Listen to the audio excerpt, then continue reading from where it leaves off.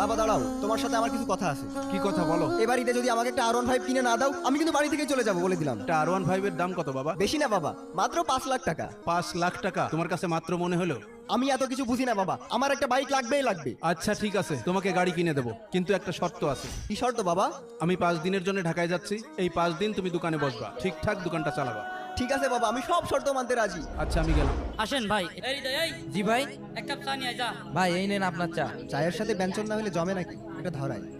ভাই এটা আপনি কি করছেন? আপনি দোকানে বসে সিগারেট খাচ্ছেন? আমি আমার বাবার টাকায় সিগারেট খাবো, তা আপনার সমস্যা কি? ভাই আপনার বাবা দোকানে বসে কোনোদিন সিগারেট খায়? আপনার কাছে আপনি যান যান।